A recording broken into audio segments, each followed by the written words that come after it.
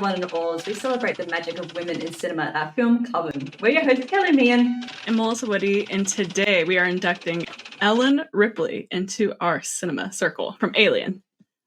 Oh, we talked beforehand, like we've done Princess Leia, and then I think the other very obvious but amazing choice is that you have to talk about Ellen Ripley as played by Sigourney Weaver. And today we're going to be speaking specifically on Alien, but then also touching on across the franchise as well, because this is a character that's definitely changed throughout the series. In the way the series has handled it is interesting. I'll put it that way. Who do I have to fuck to get off this boat? Melissa, are you excited to talk about Ellen Ripley today? Oh, I'm so excited. Yeah, I feel like we chose two really heavy hitters this month for sure, but I feel like very important characters to discuss. So I'm super excited to get into it. I'm curious, Kelli, when was the first time you ever saw Alien? So I am not so big on the horrors. I'm better as I'm older now. And I enjoy some very specific subgenres of horrors, and I'm always willing to give it a go. But Alien has just always been one of those ones I'm like, oh, is that going to freak me out? Because usually either creature features or space is not really my forte. In the sci-fi fantasy bookshelf, I'm going to lean towards the fantasy more than the sci-fi. But Alien is just one of those ones, again, that you've heard about as being such a great movie for such a long time. You're sort of like, by the time I watch it, am I going to enjoy it as much?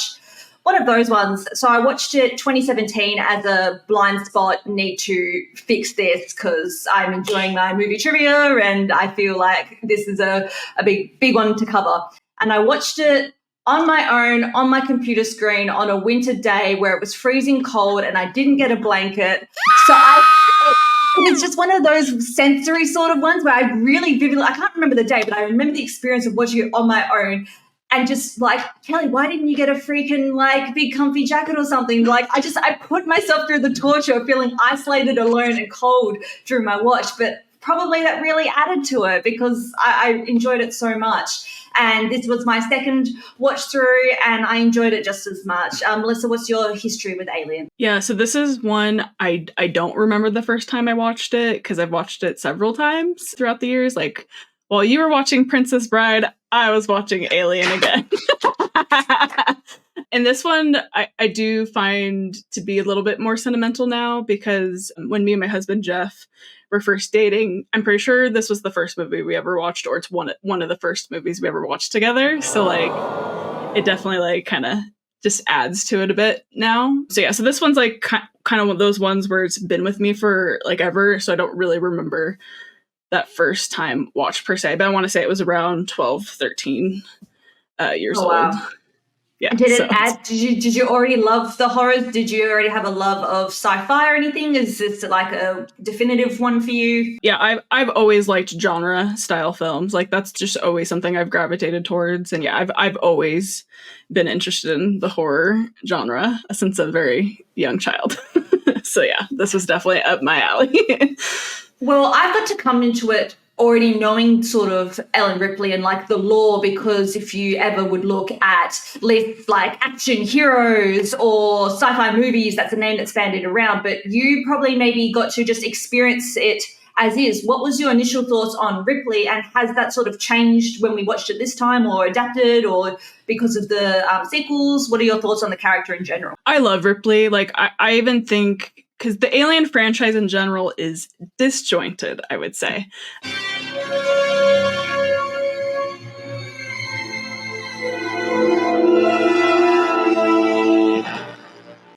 Just generally speaking, I'm kind of in the camp of I really love the first two, and I don't mind the third one, and then it just gets kind of weird. For me, that's kind of my experience with like the franchise. So like in regards to Ripley though, I feel like she's still really strong throughout, even if some of the choices are interesting.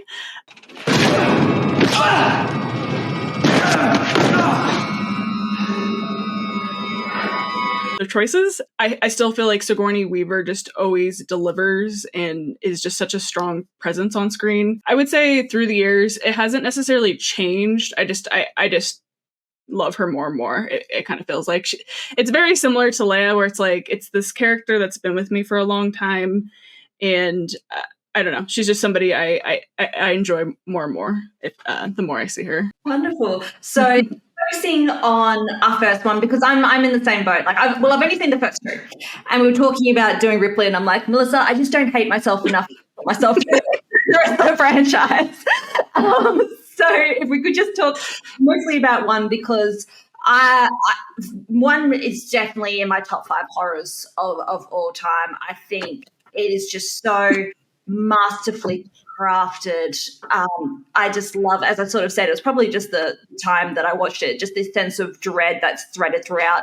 The fact that it's almost like a play because you've got this such small cast, or it's like this little bottle episode of what's happening. The practical effects are still amazing. It somehow looks futuristic, yet a little bit dated at the same time. It just lives in that perfect middle ground and just capped off 70s horror. What are some of the scenes that stand out to you? Because the first one for me is definitely going to be, and I'm really interested in your viewpoint on it now, since living through a pandemic and still going through it all, the scene where they want to come back on the ship and she is telling them to, no, that's breaking quarantine protocol. Wait a minute. If we let it in, the ship could be infected. You know the quarantine procedure. 24 hours for decontamination. You could die in 24 hours. Open the hatch. Listen to me. If we break quarantine, we could all die. Look, could you open the goddamn hatch? We have to get him inside.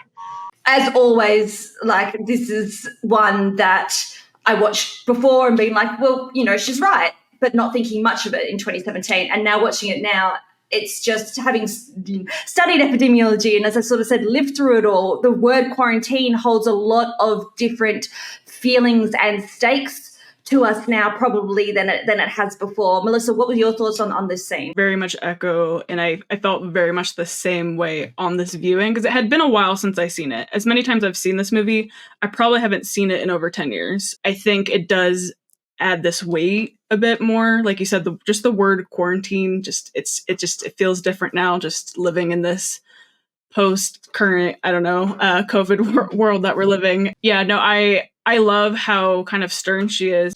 I read you. The answer is negative. She's very much matter of fact a lot throughout the film, and I love that about the character of Ripley. Like, she's just no nonsense. She's here to do a job, and she executes it very thoroughly until, Ash lets them in.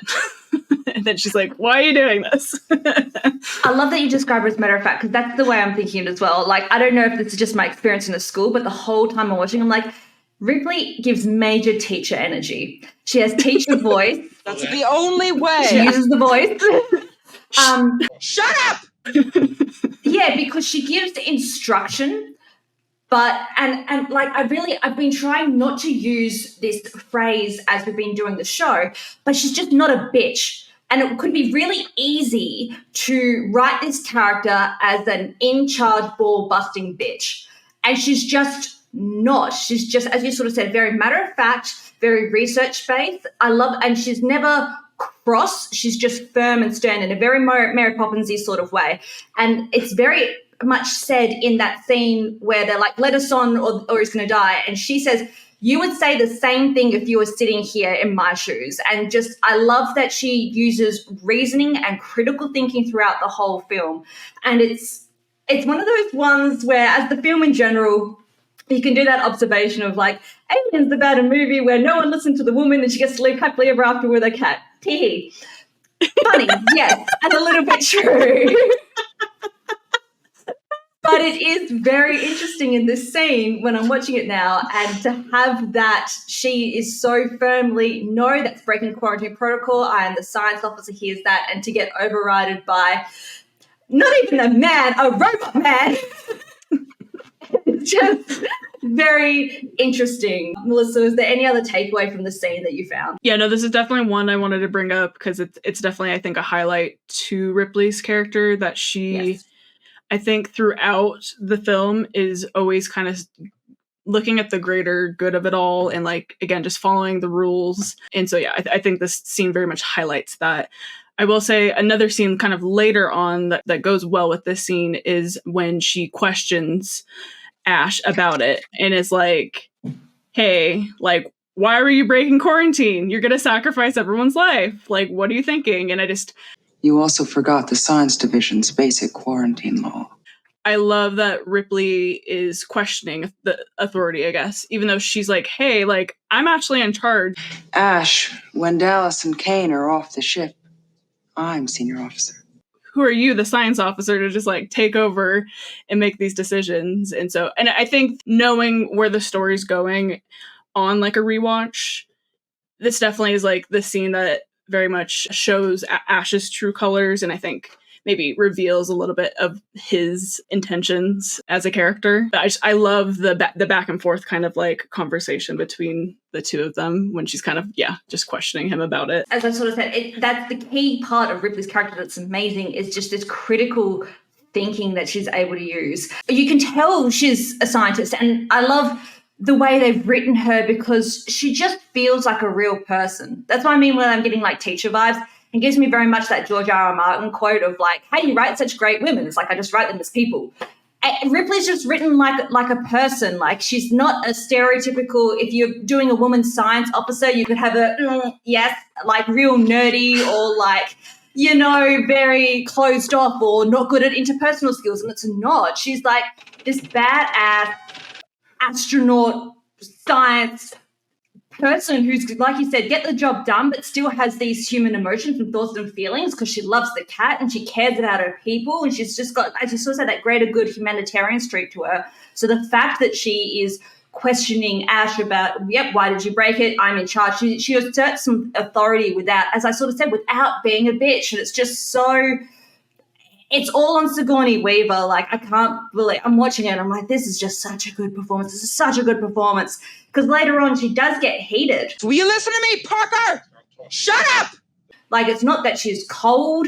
It's not that she doesn't show emotion, because she does, like, raise her voice later. But when she delegates, it's like, please, thank you, do this. Like, as she's got the voice. She's able to just be direct, and it's fantastic. Is that acceptable to you? And to solve problems, like when they talk about how are we going to kill this creature, it's like, well, we've done this, then it's got scientific words, like it's changing its structure, it's adapting, it's things like that. And it's like, okay, what about temperature? And she takes it in and she's listening and she's just making a plan and moving forwards, and it's just so great to see. So I think that scene's a great companion to the other one. These ones where she's almost doing this detective work about, okay, what's really going down on the ship?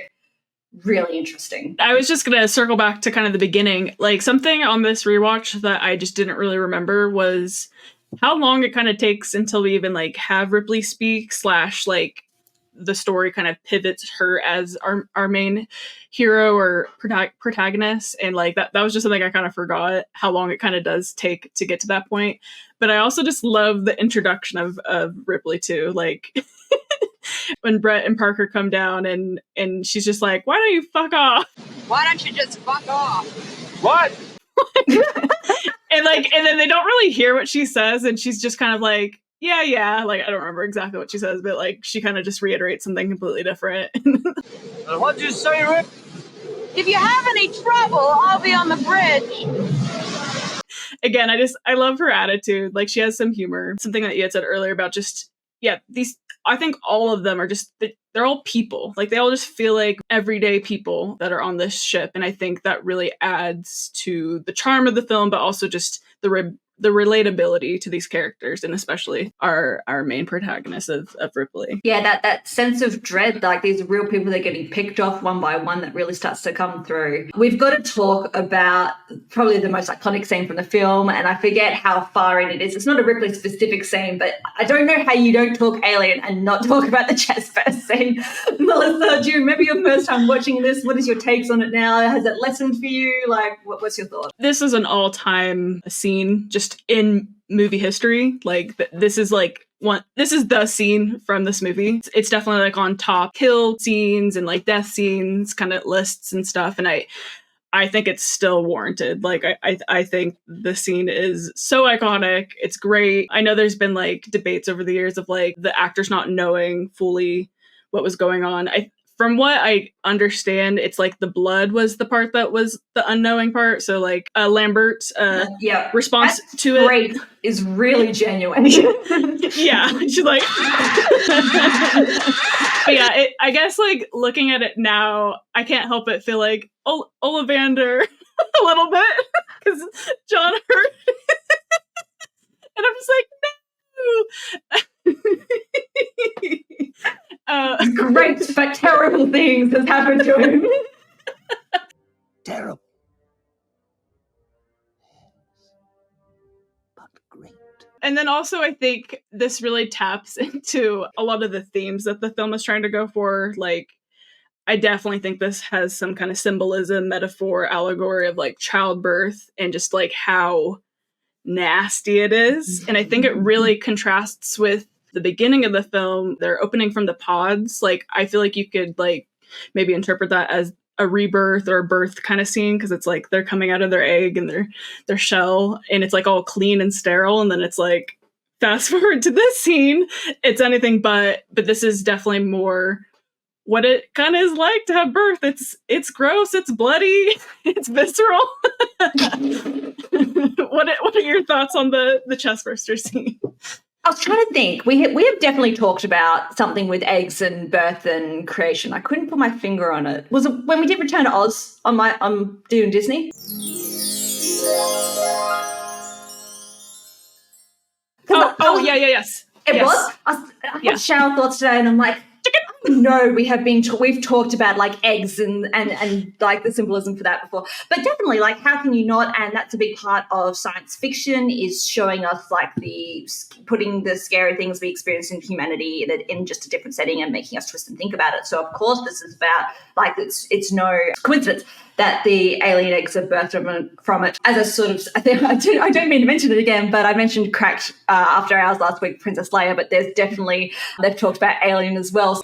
Man, Ripley really doesn't get a break in any of those movies, does she? No, after she wakes up in Aliens, she's asked to go fight a whole hive of them after like a couple of weeks. Then she crash lands on that sexless Friar Tuck planet and immediately has to fight an alien dog hybrid. Then, depending on your philosophical views on the soul, that same Ripley who commits suicide at the end of Alien 3 is resurrected in Alien 4 just as the acid spit hits the fan. That's like a solid month of pure alien Ramboing. So now when I'm rewatching it now, I can't not think about how it is that sort of metaphor for birth and fertility and having a cylindrical meat tube shoved down your throat. Like, the alien itself, very phallic looking, like, let's just say it is. And so there is definitely something about birth and reproduction that is going on here, and it makes it even more interesting, that contrast of humanity and the character of Ash not being human and being the one in charge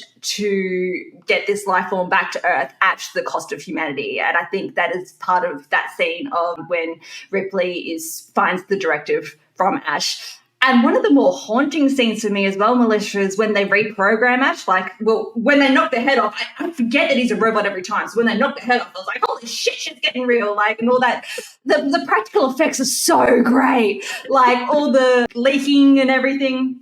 But when he just delivers, like, those lines of, like, I'm sad for you guys that you have to face this, like, it's unkillable, and just the frustration, just that the people are expendable, is just very fascinating, like the messages of the film. Sorry, went on like 4 different tangents there. No, it's okay. I feel the same way. It's all crafted in the movie, and that's just, I was just sitting on my couch going, this is just great. This is just so great.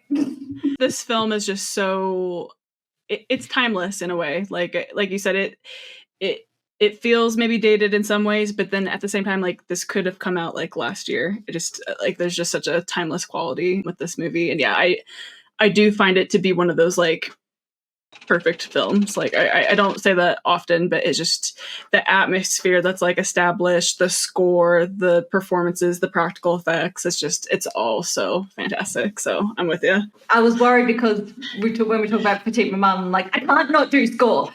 And I'm like, I'm trying to remember, I'm like, please tell me there's some score in this. And it is, and it's just like, it's very good. But just the boom, boom, boom, boom, when like you focusing in on our characters and you just have this, and all the beeps from the machine of the alien coming at you. Oh, it's just fantastic. And that gives me another, it's not a full scene, but it's just something that really caught my attention this time.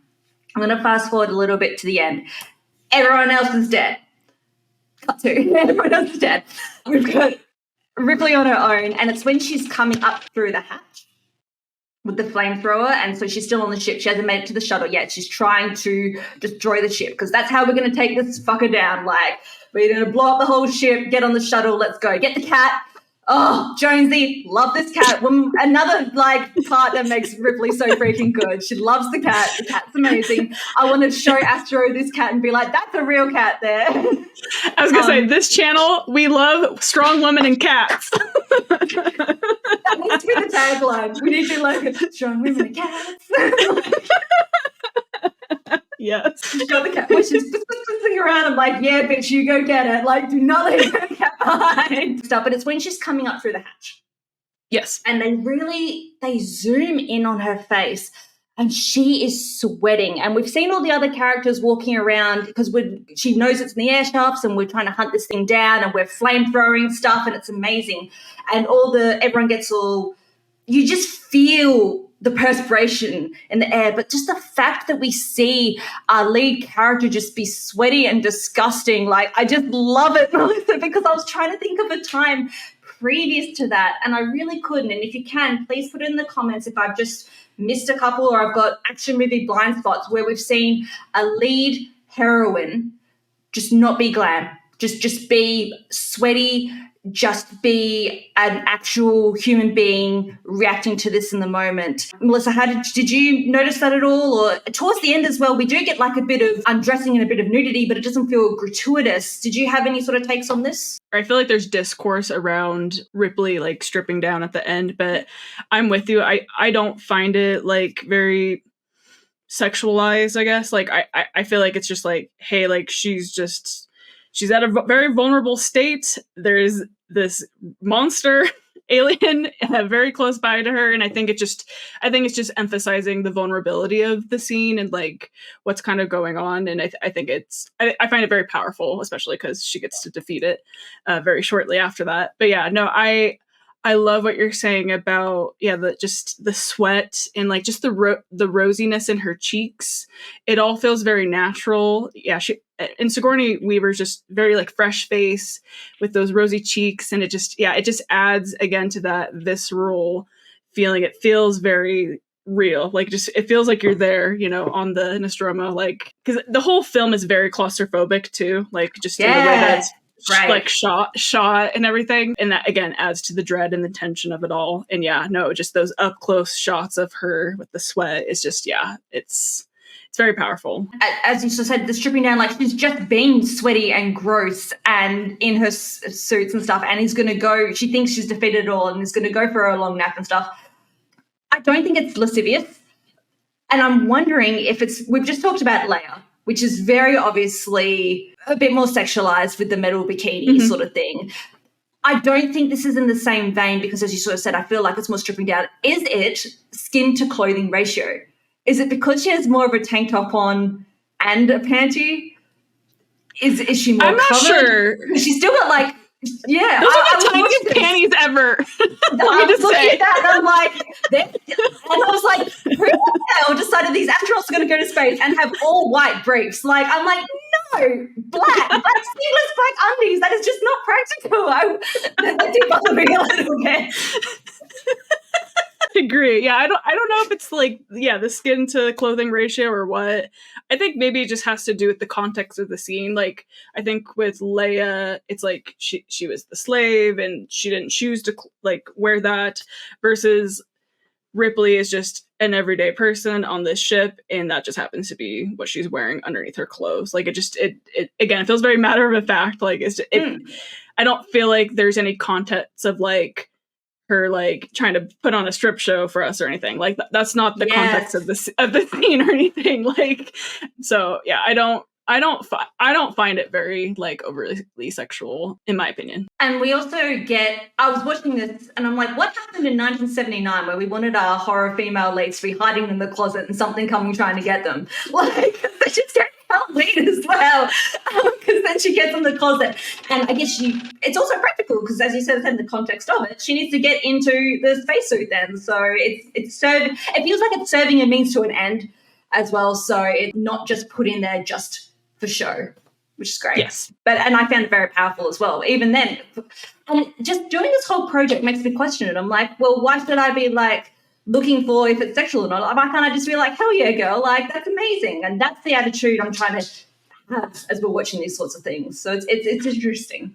Absolutely. And I think just coming off of our fairy tale month a little bit, I was like, she's putting on her shield and she's slaying the dragon. Like that Hell was like yeah. definitely the vibe I was getting kind of at the end here. And again, I think a lot of this film is very much challenging gender norms, like and just gender roles. Like I feel like that's definitely like an undertone with the movie, because I think Ripley as a character isn't maybe traditionally very female, but she still brings a lot of femininity to the character. And yeah, I think just being that sole survivor at the end, and I find her killing or putting the alien into space very much like reclaiming and putting her stance on her gender roles in a way. I don't know if you feel the same, or what's your thoughts on like the gender roles of it all in this movie? The gender roles are interesting because it feels like, as I sort of said, Ripley's just written like a person. You know, I feel like in a weird way you could sub in that could be a gender, a role for any gender or non-binary person as well. Like anyone I feel like could fit that role, which is what makes her so fantastic. Like, and it's just what Sigourney Weaver is able to bring to that character. There is just such a tenderness as well at the end when she's cuddling up with Jonesy and she's like, this is Ellen Ripley, like the last survivor of the Nostromo. This is Ripley, last survivor of the Nostromo. Signing off. I think that's just the perfect cherry on top of it all. And it is a lot of Sigourney Weaver is just able to play her with this just overlap of everything, just making her feel real. I feel like I keep saying that, but it is. It's just, I just feel like she reminds me of my mother-in-law. Like she's just got that fantastic go-getter spirit, but just like no nonsense, no bullshit. Like here it is, scientist. Yes. Yes. Melissa, because I haven't seen the sequels, would you mind touching briefly on what are some of your thoughts as the movies go on? I like Aliens, the sequel. I don't know. I go back and forth, and I haven't seen Aliens in a while. I do want to rewatch it. I meant to rewatch it prior to this episode, but I just didn't have time. But like Alien and Aliens, like I think they're pretty on the same level. Like I think in regards to like quality of the films and the performances and like practical effects and all those kind of things, like I really enjoy those two first films. The other ones, again, it gets weird, but I did want to bring up just like a few random little things. It is really cool that in Aliens, she did get nominated for Best Actress at the Academy Awards, which is amazing because, again, genre films don't typically get recognized, and I just think that's awesome. I do kind of feel like she should have gotten it for this one as well, but you know, that's all right. In Aliens, I will say like one of the most like iconic lines. Get away from her, you bitch! Get away from her, you bitch! Sorry. Bitch. Like that's just like a great line and a great scene. Well, you asked me about gender roles, and I find it interesting that we have like an alien queen who's giving birth to all this, and then a woman to take her down, and then in Aliens as well that she's looking after Newt, and so roles of motherhood and changing. I do think that all really comes through as well. Yeah, I will say I think that's the beauty of Alien. I feel like there's just maybe a little bit more nuance, and like you were saying, I really agree. I think any of the characters in this movie do play very neutral, and like it could be anyone. It could be a man, it could be a woman, it could be somebody who identifies as non-binary, it could be anyone. I think the beauty of Alien versus Aliens, I think they lean into that part a bit more. It's a bit more on the nose, I would say, but it's not necessarily a bad thing. Like it's still fun and a different spin, I guess, on it. But yeah, it feels a little bit more in your face. What's the difference between like your horror sci-fi and then your more like action sci-fi movies? Like it's just that difference in genre, and you can feel the boundaries of the genre pressing into the story and the choices. I think you find that a little bit more as the franchise goes on. Yeah, no, absolutely. And another scene in Alien 3, again, it's just like an iconic shot at this point, but yeah, I haven't seen it and I know what shot you're talking about. It's when Ripley has like her shaved head and it has like the alien head like right next to her. Like that's just such a cool shot, and the slobber of the alien. Like it's just again very visceral. And then in Alien Resurrection, okay, this movie's not good at all. It's kind of fun in some ways, but there's a scene where Ripley is playing basketball. And I just had to bring it up because Sigourney Weaver makes this amazing shot.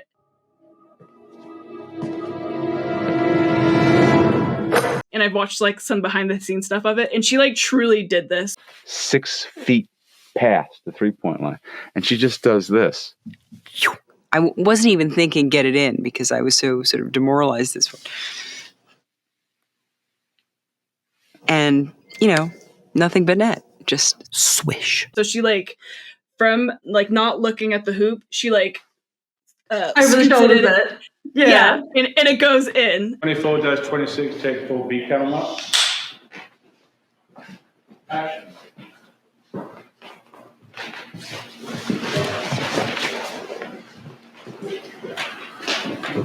The hell are you?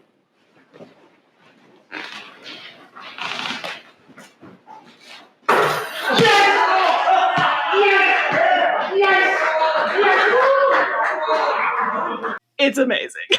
So I just had to give that a shout. Nice. Can't picture basketball in an alien movie, but I will look that up now. Yeah, we'll have to watch it. Well, yes, but it left the frame for a second, so no one will think you got the basket. And I said, yes, they will, because I'm going to tell everybody I ever meet that I got this basket. So, Melissa, as I sort of said earlier, like this is definitely one of the first sci-fi heroines I could think of, like big action stars, and that name lives before you might have even seen the movie. That's one that gets thrown around. So what do you think is a bit of like the impact and the legacy that Ellen Ripley has as a character? I think Ripley is one of those first female characters that wasn't built off of any kind of male relationship. A man wasn't defining her. And unfortunately, I feel like throughout film, women characters have been often kind of sidelined or defined by men a lot of the time. And I find Ripley one of the first to not do that. And there's like no love interest. She's no nonsense. She's a badass. And I think ultimately she kind of becomes this like accidental leader, which I kind of love.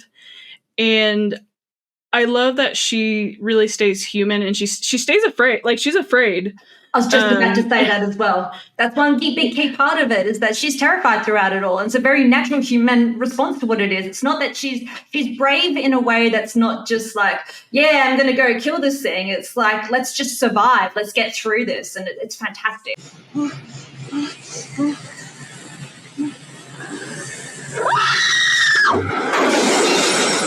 Yeah, so she stays like scared, but she's gonna fight anyways and like fight through. And I love that about this character. And yeah, there's been, a lot of spin-off things, comic books, video games, and yeah, so like I think she's just a character that has lived on since the debut of this film. What about you? What do you feel like the impact of Ripley is and her legacy with sci-fi or beyond? Yeah, it's really hard because we talked about Princess Leia and a lot of the Star Wars characters really being derivative of her. The other person that sort of comes into my mind around this time for sci-fi heroines is Sarah Connor.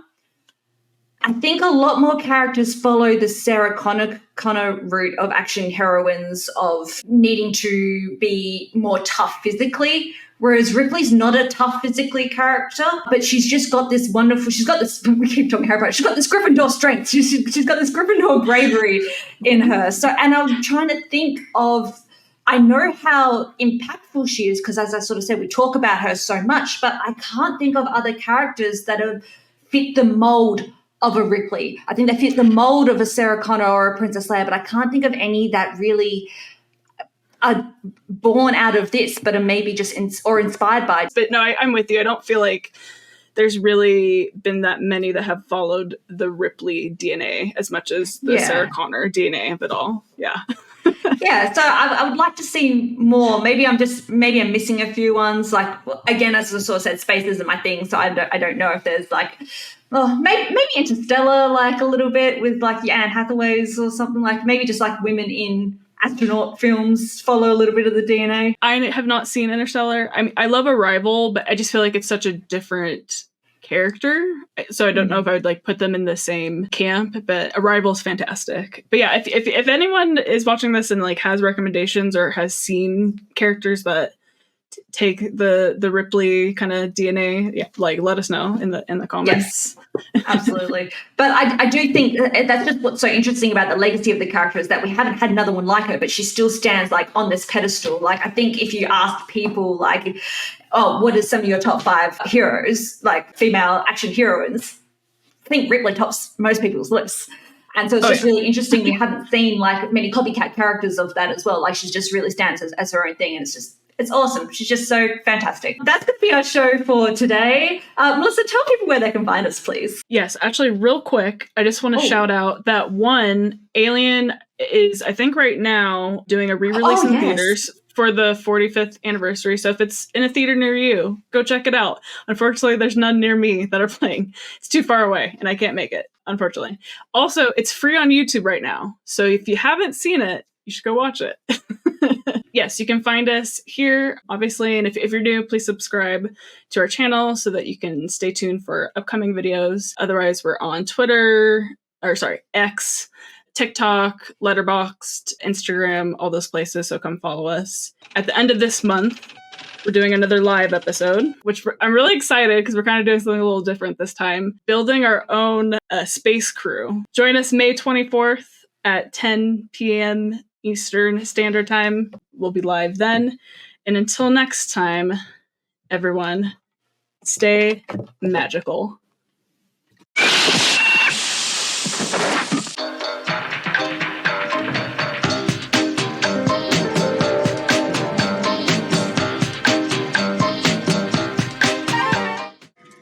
This is Ripley, last survivor of the Nostromo, signing off.